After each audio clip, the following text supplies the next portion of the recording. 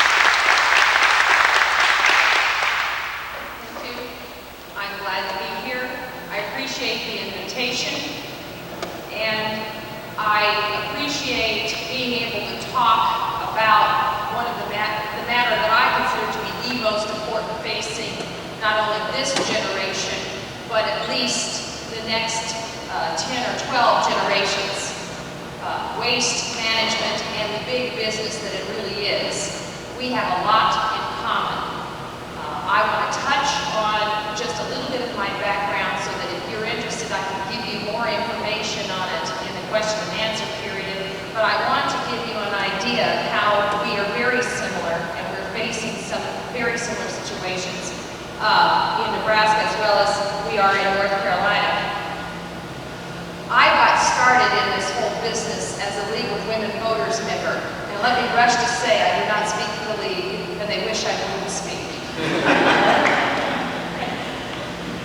I got started in this at the end of 1987 as a very concerned citizen. I was one of the state co-leaders for a statewide initiative in 1988 in Nebraska, which sought to withdraw Nebraska from the Nuclear Waste Compact, of which Nebraska has been chosen the host state for both hazardous and radioactive waste. I have been working very closely this past year and a half with one of the candidate counties. I work with all of the candidate counties in Nebraska, but very closely with Nuckolls County Local Monitoring Committee, one of those legislatively mandated entities that now they really wish they had not created, because it was really intended to only be a buffer between the people who made the decisions and the citizens. But the Nuckolls County, one Nuckolls County citizen had the foresight to call up this EPA whistleblower. And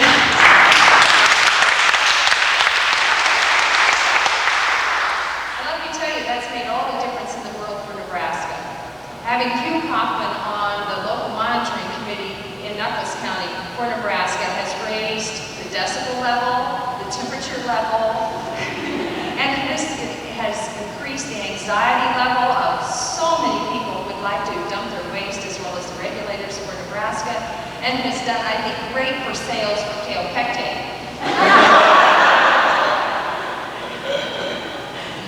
Together, Hugh and I have done a lot of work, a lot of research. He has been spark for a lot of us understanding what's happening in Nebraska, because we have the distinction of having the highest number of permits for waste disposal, storage, or treatment per capita pending in the process of any state in the nation. You see, what this all comes down to is we are not here today. Our issue today is not hazardous waste incineration. It's not incineration. It's not landfills per se. It's about finding national sacrifice areas or national sacrifice zones in order to be able to put the garbage, the waste that private industry and a large amount of federal government creates. And it's all about liability transfer.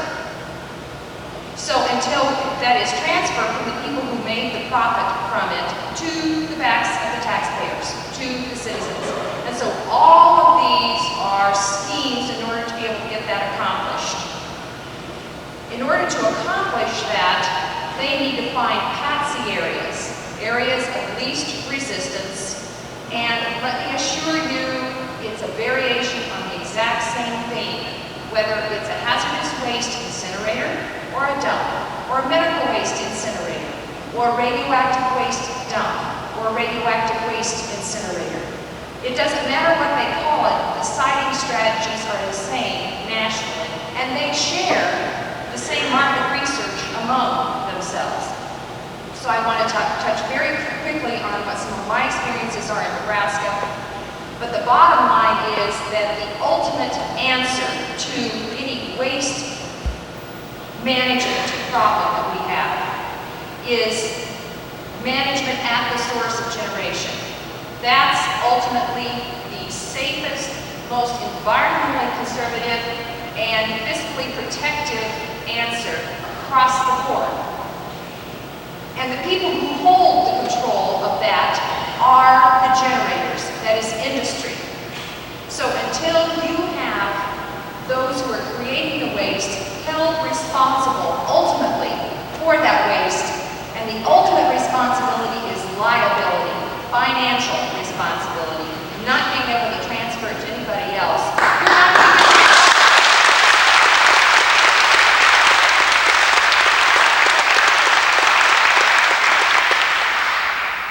keep that firmly in mind, firmly in mind. It doesn't matter what PR scheme they want to give you. It doesn't matter what geological report they suddenly came up with. It doesn't matter what their latest state-of-the-art technique is that they say, aha, we've got the answer right here. Ultimately, the answer is waste reduction and management at the source. It is not science. Now, science can help, but science is driven by the people who pay the bills who fund those studies. And it is industry who ultimately tells the NRC and the EPA what regulations they're willing to live with. They're the people who call the shots. Therefore, now the next line of logic, if industry is not able to get these cited, then they ultimately are going to have to change the way they do business. Because let me assure you, waste management is very big business, extremely big business. And when it starts hurting their business, then they change their ways. It doesn't matter ultimately whether you have the best laws in the nation. However, that's one of the plays that you go for. That's one of the weapons in the arsenal. And that's all a part of being very resistant to being patsies, to being rolled over and saying, no, we don't have some rights. But I do not look to government to protect us. They are incapable of doing that. But that is one of the first things they do look for to find areas where they can site these dumps or these incinerators. People who have an inherent trust in government. People who think government can take care of it for them. And one of the signs, and it happens a lot, is they get in very early, they wine and dine, meet with your leaders of your Chamber of Commerce, your county commissioners, your city council people who have private meetings. The public is not a part of these. And you have the industry people, many times with state regulators, state government people in tow. Sometimes it's state legislators, sometimes it's the governor. When the governor is come along and assure your very well-intentioned county commissioner that yes, you folks are well enough equipped all on your own to make these decisions. These decisions which ultimately are going against multi-million-dollar big business, multi-million-dollar, sometimes multinational corporations who have all the kind of resources available to them that they need. Because let me assure you, they share the knowledge. It is necessary for them to keep this liability transfer scam in place. Because once the scam is up and once the house of cards starts coming down, then you can't get that cat back in the bag. The cat is out and it's done for, and they're not going to be able to keep perpetrating this sort of injustice upon the people.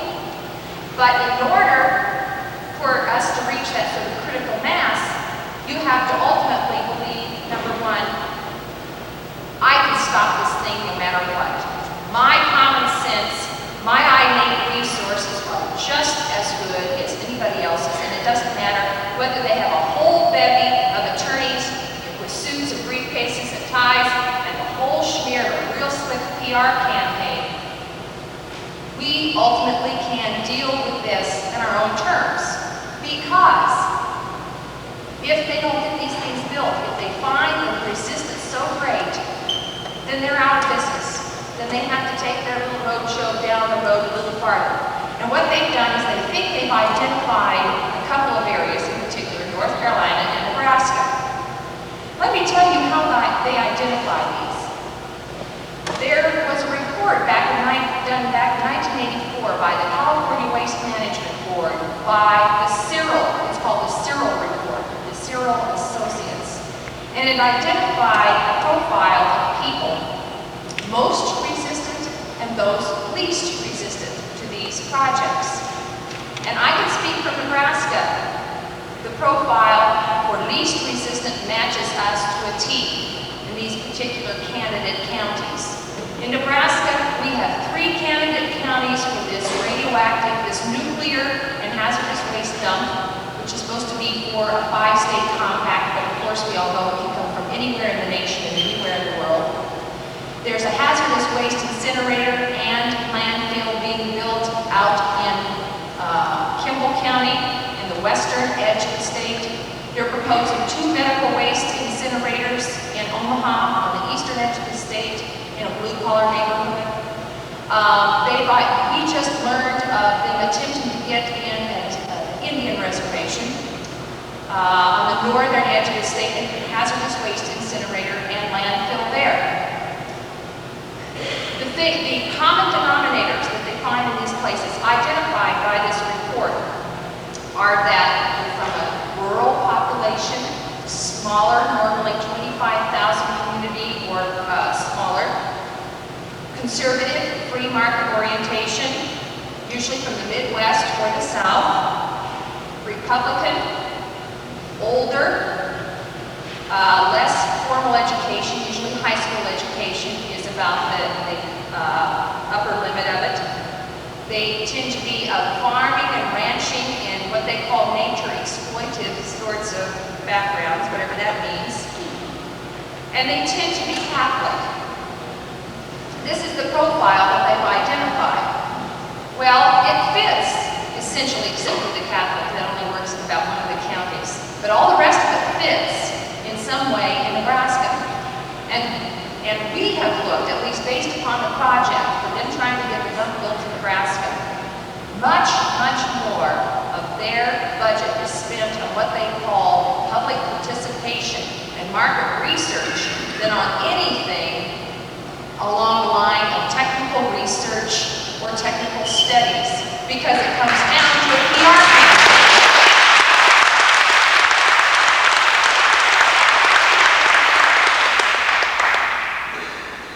And what my experiences have shown is that, like Don was talking, getting into their faces in terms of seeing their records and getting into their offices through your public records laws and demanding information through your public meetings laws and making sure that all of them are held in full compliance with what's available to you, to say nothing about the federal freedom of information laws.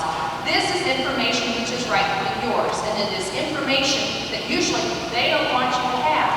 But once you start using those legal means available to you, and you have a consistent presence, you consistently refuse to be a part of their nice little roadshow. Whether you come up to an information meeting and you submit your questions on cards. You've got to that? Yeah. You're refusing to do that. Refusing to be a part of their ads that help them perpetuate this notion that everything is all quiet and useful on the Western Front. They hate noise, they hate company, and they hate to have you in their faces physically.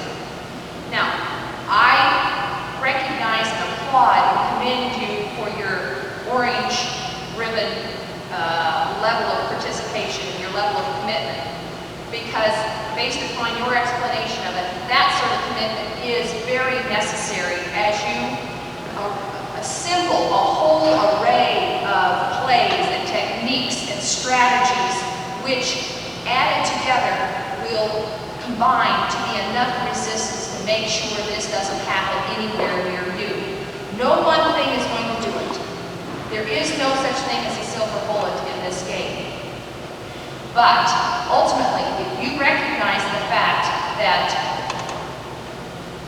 facts and reason and information and logic will not win for you, then that's a major step. That's been the fallacy so far along. You'll say, but it isn't true. They're lying. Surely in the end, truth will out. I hate to tell you folks, it won't. I've heard of it, and I haven't gotten one myself. I am about ready to get myself a button that just says, they lie.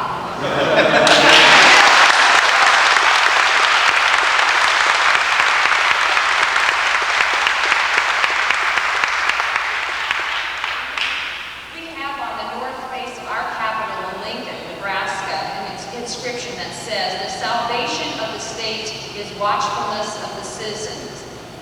It's a variation on that same statement of Thomas Jefferson. The price of freedom is eternal vigilance, something like that. It really is true that we have to be strong together in a variety of different ways. We have to be as informed as we possibly can be. We have to know when they're giving us gobbledygook, and to be able to follow up and go after those essential records within their office that they must give you. Nebraska's public records law says they don't have to give them to you, but they have to make them available for your inspection. That means you can surround them a lot. That means you can be up there in their offices a lot. And even if you may not know exactly what you're looking at, it's their responsibility to explain it to you. What does this mean? And